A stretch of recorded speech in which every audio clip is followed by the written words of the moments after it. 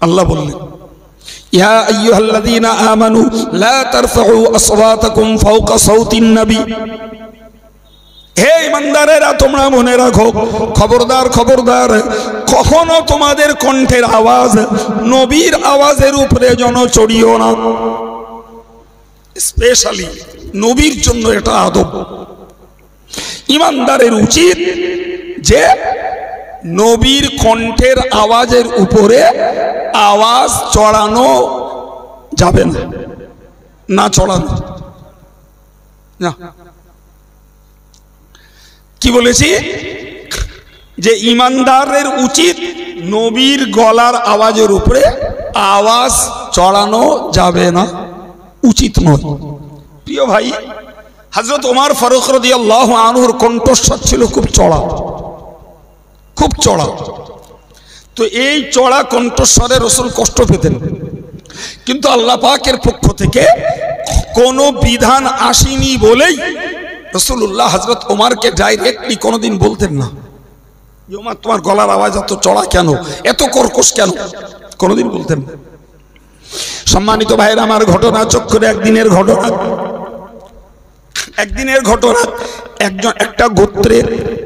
একটা গোত্রে দরকার একজন প্রতিনিধি, একটা গোত্রের মুসলিম একটা সমাজে একটা প্রতিনিধি দরকার। তো হযরত আবু বকর সিদ্দিক রাদিয়াল্লাহু আনহু একজন ব্যক্তির নাম বললেন, ব্যক্তিটির নাম হলো কাকা ইবনে হাকিম। হযরত ওমর বললেন, আবু বকর বললেন যে এই গোত্রের জন্য এই লোকটা প্রতিনিধি হলে ভালো হবে। হযরত ওমর ঠিক তার উল্টো একটা প্রস্তাব আনলেন, লোকটার নাম আকরা ইবনে হাবিস। তো ওমর বললেন যে এই গোত্রের জন্য এই আকরা ইবনে হাবিস নামীয় লোকটা যদি প্রতিনিধি হয় তাহলে এদের জন্য উপযুক্ত ব্যক্তি প্রতিনিধি হবে। কথা বোঝা গেল?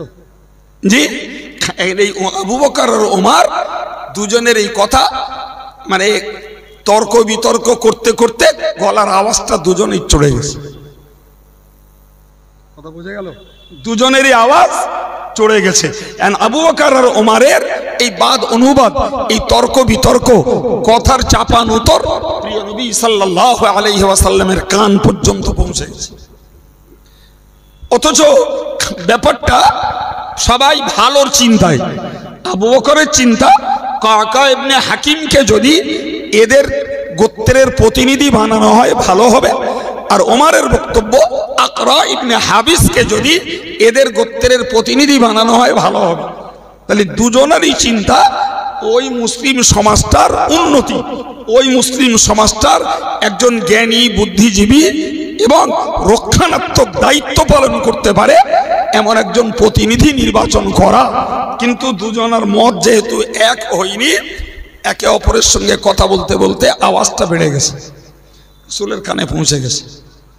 আল্লাহ পাক এই আয়াত নাযিল করলেন, ইয়া আইয়ুহাল্লাযীনা আমানু, হে ঈমানদারেরা, লা তারফাউ আসওয়াতাকুম ফাওকা সাওতিন নবী, খবরদার খবরদার, নবীর আওয়াজের যে রেঞ্জ, তোমাদের কারোর আওয়াজ যেন নবীর আওয়াজের উপরে না চড়ে যায়। সাবধান, নবীর আওয়াজের উপরে তোমার আওয়াজ যেন না চড়ে। ভাই, এটা তো রাসূলুল্লাহর জীবদ্দশার ঘটনা। আয়াত যখন নাযিল হলো, মুফাসসিররা লিখেছেন আশ্চর্য ব্যাপার, হযরত ওমর ফারুক রাদিয়াল্লাহু আনহু 100 ডিগ্রি পাল্টে গেলেন, একদম পুরো 100 ডিগ্রি ঘুরে গেলেন। এরপর থেকে হযরত ওমর রাদিয়াল্লাহু আনহু কোনদিন নবী করিম সাল্লাল্লাহু আলাইহি ওয়াসাল্লামের সামনে এমন আওয়াজ করে কথা বলেননি যাতে নবীর আঁতে ঘা লাগে, নবীর অন্তরে কষ্ট লাগে। বরং এরপর থেকে দেখা গেছে একটা কথা অন্তত 3 বার জিজ্ঞাসা করে তবে রাসূলুল্লাহ উদ্ধার করতেন কথাটা ওমর কি বলল। সুবহানাল্লাহ বলে। যে ওমরের কণ্ঠ ছিল চড়া, এরপরে ওমর কথা বলতেন, রাসূল বললেন ওমর কি বললেন, হযরত ওমর আরেকবার বললেন, রাসূল বললেন ওমর কি বললে, হযরত ওমর আরেকবার বললেন। অন্তত 3 বার জিজ্ঞাসা করে তবে কথাটা হযরত ওমর কি বলেছেন রাসূলকে বুঝতে হতো।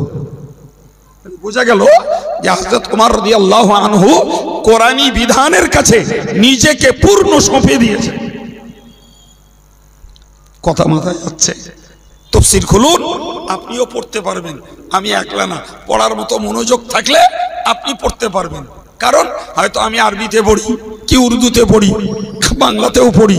আপনি আরবি উর্দু না পড়লেও বাংলাটা তো ইজি পারবেন। খুলুন তাফসীর, সেখানে স্পষ্ট লেখা রয়েছে। ওই জমানাতে নবী করিম সাল্লাল্লাহু আলাইহি ওয়াসাল্লাম হায়াতে জিন্দেগিতে ছিলেন, সুতরাং তার সামনে চড়া কথা বলা কোরআনে আল্লাহ নিষেধ করে দিলেন। নবীর গলার আওয়াজের যে পরিমাণ রেঞ্জটা, তার উপরে যেন তোমাদের আওয়াজ না বাড়ে। ভাই আমার, ওই হুকুম কিয়ামত পর্যন্ত বলবাদ।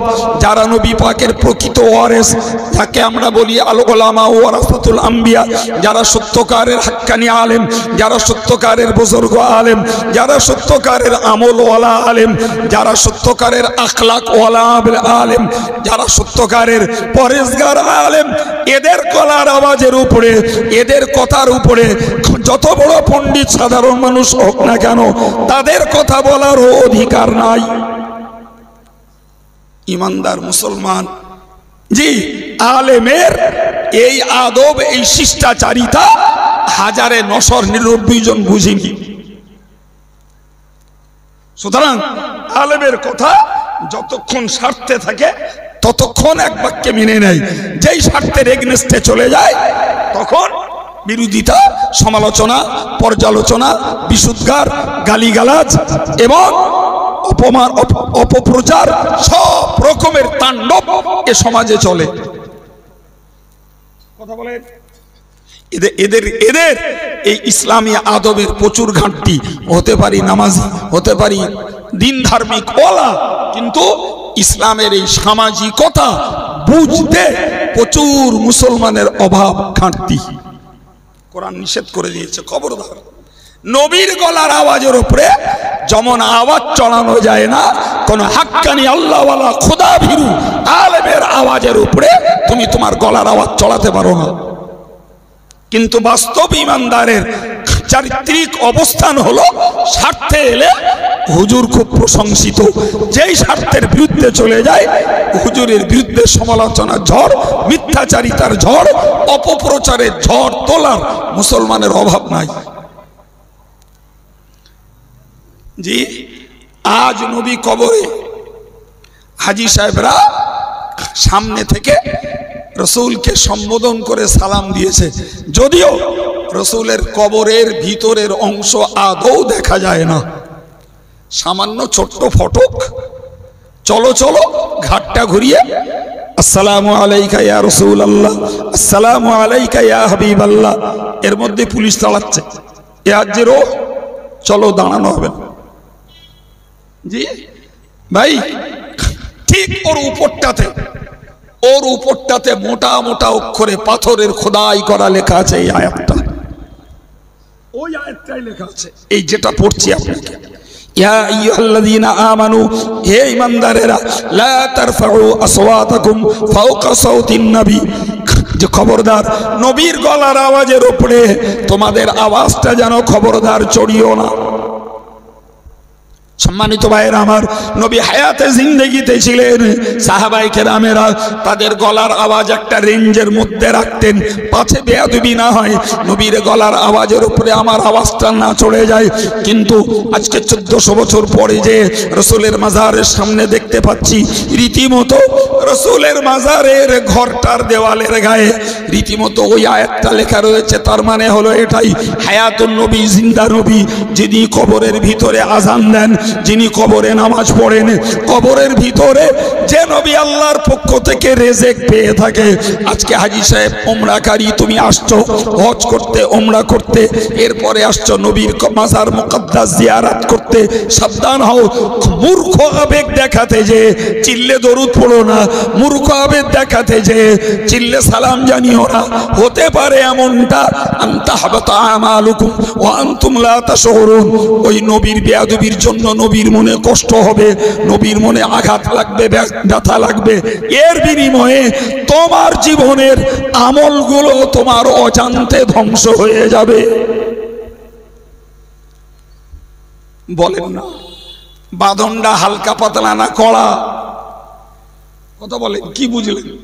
কড়া বাঁধন, যে তোমার গলার আওয়াজের উপরে আওয়াজ যদি নবীর গলার আওয়াজের উপরে চড়ে যায়, আর এতে যদি নবী মানসিকভাবে কষ্ট পান, মানসিকভাবে যদি নবী ব্যথিত হন, তো নবীকে ব্যথা দেওয়া, নবীকে কষ্ট দেওয়া কুফরির সমতুল্য। অতএব তুমি এমন এমন সীমা অতিক্রম করো না যাতে তুমি কুফরির পর্যায়ে পৌঁছে যাও, তোমার জীবনের আমলটা ধ্বংস হয়।